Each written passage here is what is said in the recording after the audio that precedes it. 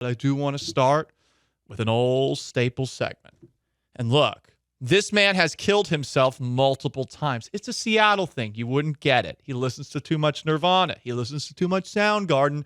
But it's time for another episode of Mariners Watch. Mariners Watch. They had a few things go their way today. We did not. It'll probably flip when we go to Seattle. I do know how hard it is to win on the road, and it'll be very hard for them to win in Seattle. 2023. 3-2 pitch. In the air, deep left center field, hit well. Rodriguez on the run, and it is gone! Oh, Jeremy Pena sends one to the seats, and the Astros lead 1-0 in the 18th inning. August 18th. I'm starting to see we've had an effect here. No, not in the battle against crime, homelessness, fentanyl overdoses, and people taking craps on subways while stabbing others. We're talking about the baseball team.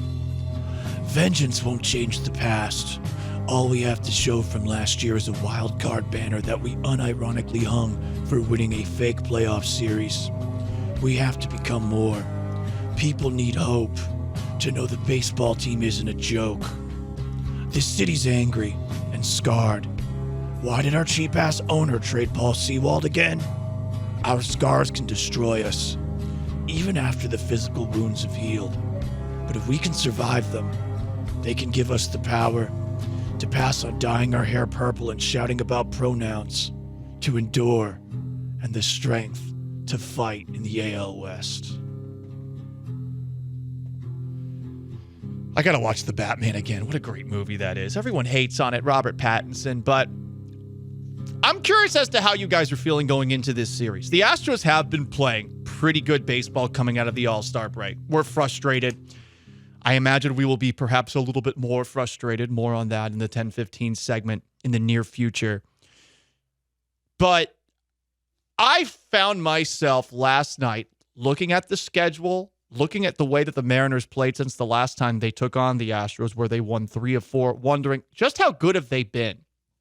Did you know they're tied for the second best record in baseball since that pre-All-Star break series? Only LA has a better record. They're tied with Baltimore. Texas is 5th in winning percentage, the Astros 6th.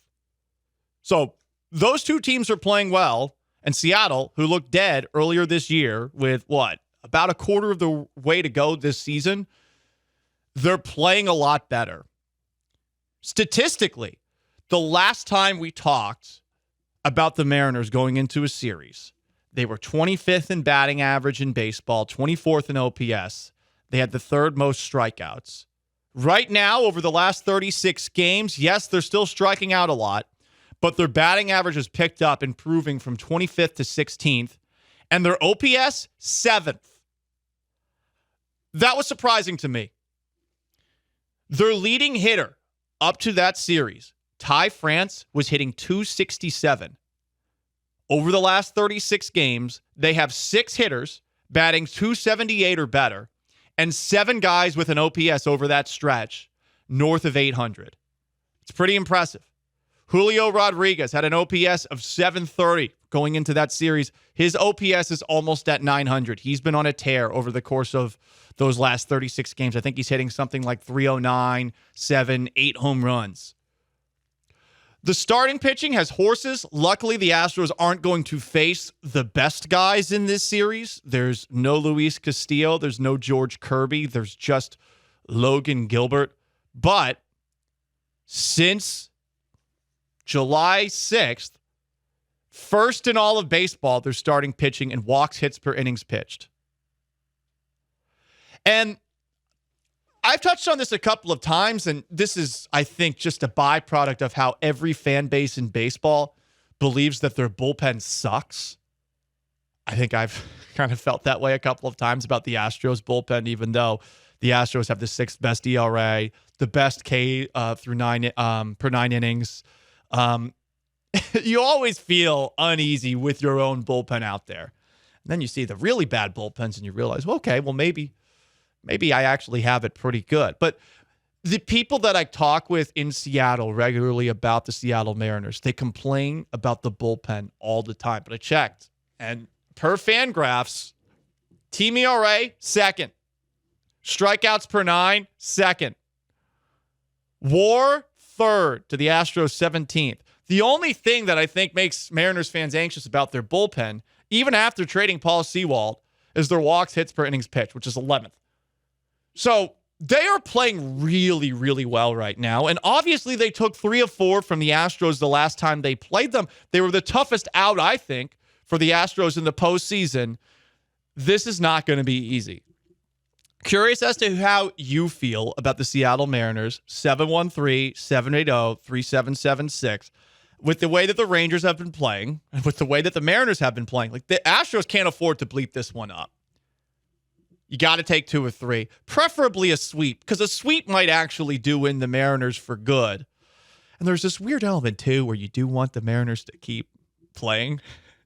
Do we play some really advanced chess here and say, well, make sure that the Mariners win one game so that they still feel like they have a reason to play the rest of the season? Because they play a bunch of games against Texas down the stretch, too. Curious as to how you feel about them. You can join on Twitch, too. Twitch.tv/ESPN975. HRW_S1W says, Paul needs to burn his Maristros, it's actually Mara Rose, jersey as a symbol of loyalty and bend the knee to the defending world champions. I've already done the latter. Do I need to burn the shirt?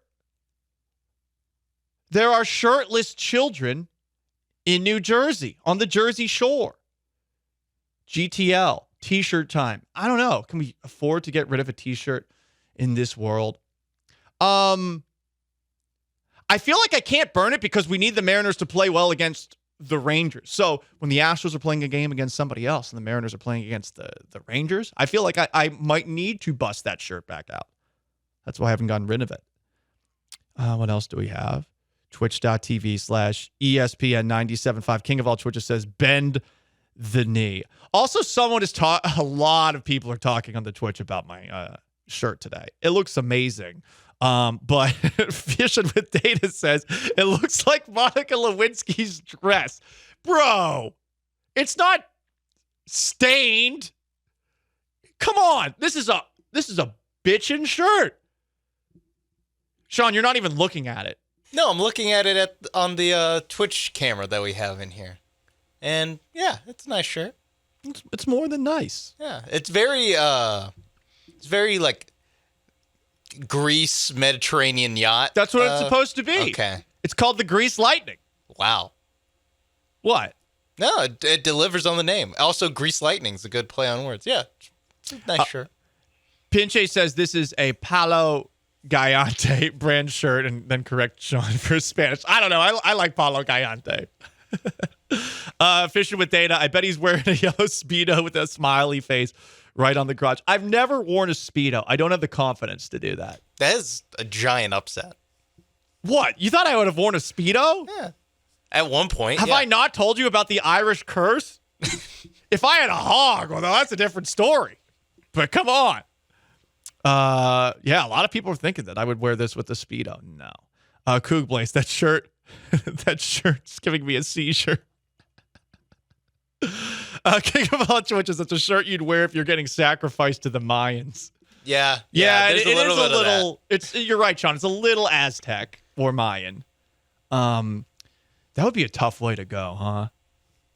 I feel like we've already looked this up before, like how specifically they sacrificed humans. You're right. 2 texts. It's okay to go both ways. Another. You sure you're not gay? See, this is the Paul Gallant Show. Welcome aboard the most interactive sports talk show in town. Well, the last time I checked, we played them 3 really good games. We're probably one swing of the bat away from winning all 3 of those games. They go on to win the World Series. They're a really good team, and they're not going anywhere. We're a really good team. We're not going anywhere. So I say that, and our division's gotten better. We're not the only team that's gotten better. That was Scott Service, manager of the Seattle Mariners this offseason, talking about the M's chances going into this year. I really, really want a scuffle between these two. I really want it. We got one between the Astros and Rangers last time they played, in that weird game where Framber Valdez seemed to lose his mind. I want an Astros-Mariners fight. Here's the problem. since the Astros are the superior organization, they can't start it. They have to wait. They can't be Cobra Kai. They have to be Daniel LaRusso's lame ass, you know? Mr. Miyagi, school of never attack. Wow, that works great. Worked great for Poland in World War II. You know, Dusty Baker is a lot like Mr. Miyagi. He does have a lot of old man sayings. Old man sayings, you know, old wise, also weird injury treatment philosophy. You're right, Sean. Weird lineup management. It's unconventional. You're like, what are you doing? Now, from what I understand, unlike Mr. Miyagi, Dusty Baker is not a drunk. That's the dark scene from Karate Kid. Yeah. People don't talk about that enough. Imagine I think Dusty Baker has his own wine, though, but he's not a drunk, right? to my knowledge. Or if he is, he's one of those very good cool at hiding ones. it. Yeah, he's like Don Draper, at least for the most first seasons of Mad Men. He's old school like that. But imagine if Daniel LaRusso's single mother found out that Mr. Miyagi was essentially like going Tom Cruise in The Last Samurai, like at night, just going, Sake! Sake! You know, that I don't think she would have let him go over there to wax his car, which sounds like a euphemism.